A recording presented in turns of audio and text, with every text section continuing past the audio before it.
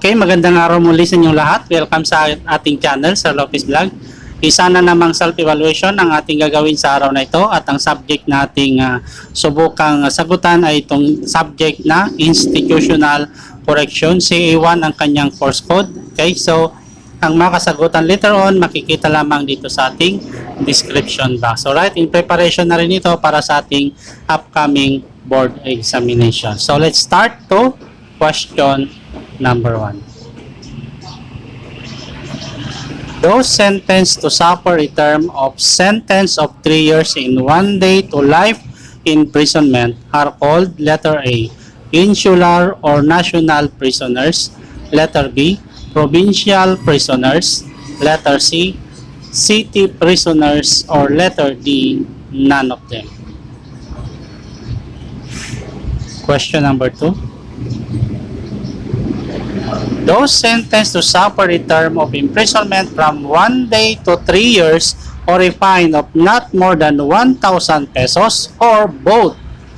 Those detained therein whose cases are filed with the MTC, those detained therein whose cases are cognizable by the RTC and under preliminary investigation. Letter A, Insular or National Prisoners. Letter B, Provincial Prisoners. Letter C, City Prisoners, or letter D, none of them. Number 3. What is referring to a place for locking up of persons who are convicted of minor offenses or felonies who are to serve a short sentences imposed upon them by a court, or for confinement of persons who are awaiting trial or investigation of their cases? A, jail. B, prison. C, lockup, or letter D, hospital. Next, number 4. A place of confinement for those charged with or convicted of offenses against the laws of the land. A, jail. B, prison. C, lockup, or letter D, hospital. Number 5. It was established in 1931 by virtue of Act 3579 passed on November 27, 1929. A, New Bilibid Prison. Letter B, Sablayan Penal Colony and Farm. Letter C, Correctional Institution for Women, or letter D, Iwahig Penal Colony and Farm. Next, number 6. Imposing brutal punishment or employing physical force to intimidate or delinquent inmate. A, banishment or exile. B, death penalty. C, corporal punishment, or letter D, physical torture. Number 7. The earliest remedy for a wrong act to anyone in the primitive society. The concept of personal revenge by the victim's family or tribe against the family or tribe of the offender. Hence, blood feuds was accepted in the early primitive societies. A, Reformation. B, punishment. C, retaliation, or letter D, rehabilitation. Number 8. The study and practice of a systematic management of jails or prisons and other institutions concerned with the custody, treatment, and rehabilitation of criminal offenders. A, correction. B, correctional administration. C, penology, or letter D, reformation. Number 9. What kind of punishment is referring to the form of group vengeance where the purpose is to appease the offended public or group? A. Deterrence. B. Imprisonment. C. Expiation or atonement, or letter D. Death penalty. Number 10. This is referring to a redress that the state takes against an offending member of society that usually involves pain and suffering. A. Imprisonment. B. Rehabilitation. C. Reformation, or letter D. Punishment. 11. What is the tour of duty of the director and the deputy directors of the Bucor or the Bureau of Correction? Letter A. 2 years. B. 4 years. C. 8 years, or letter D. 6 years. Number 12. Who will make the appointment of Corrections Officer 1 to Corrections Chief Superintendent? A. President. B. DOJ Secretary. Letter C. Member of the Senate, or letter D. Director General of Corrections. Number 13.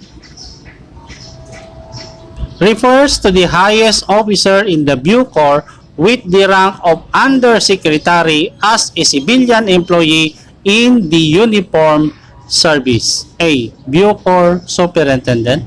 B. Police General. C. Director General, or letter D. Bucor Colonel.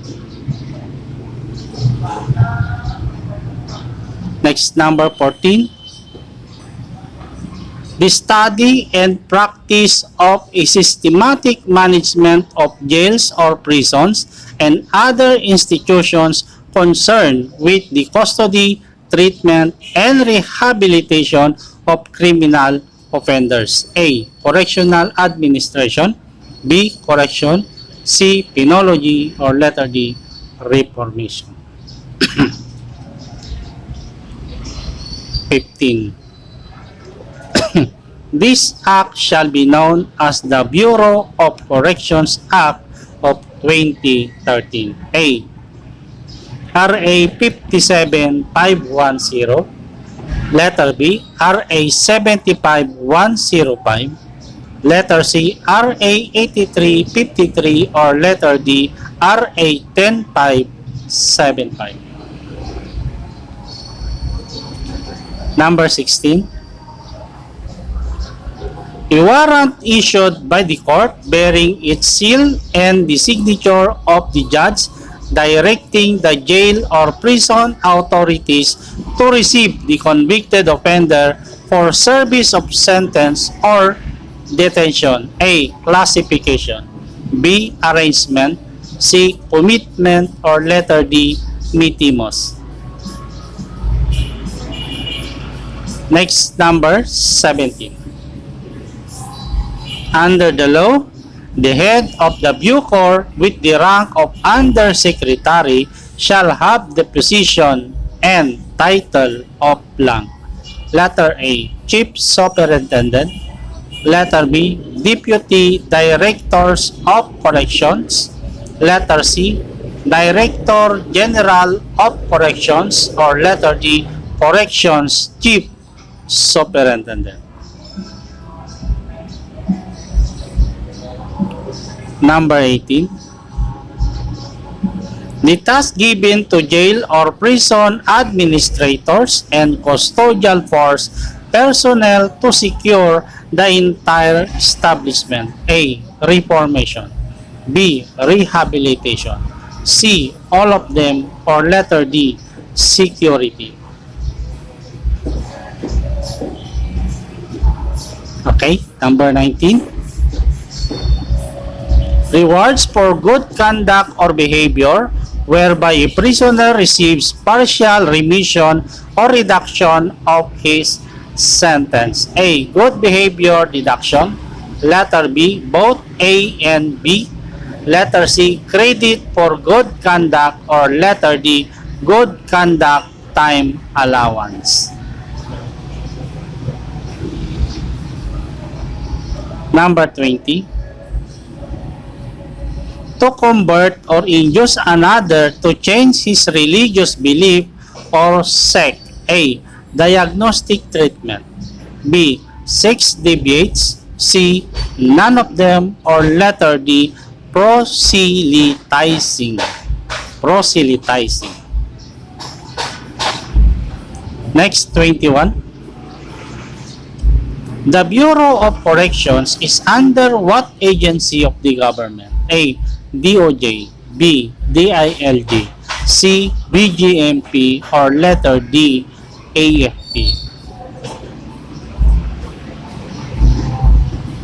22. Which of the following prisoners are classified according to degree of their security? A. Medium security prisoners. B. Sentenced prisoners. C. National prisoners, or letter D. Prisoners for safekeeping. 23. Which of the following jails are not under the jurisdiction of the BGMP? A. District jails. B. Provincial jails. C. Municipal jails, or letter D. City jails. 24. Under the law, who shall appoint the head of the Bureau of Corrections? A. DILG Secretary. Letter B. DOJ Secretary. Letter C. President, or letter D. Vice President. Alright, so number 25 na tayo. Who has general supervision and control of all national prisons or penitentiaries? A. Office of the President. B. Supreme Court. C. Bureau of Corrections, or letter D. Bureau of Jail Management and Penology. Alright, so hanggang dito na lamang ang ating self-evaluation sa araw na ito. Mangyari lamang na i-check nyo ang inyong mga sagutan gamit ang key to correction na nandito sa ating description box. Alright, so hanggang sa muli, maraming salamat. See you again next meeting.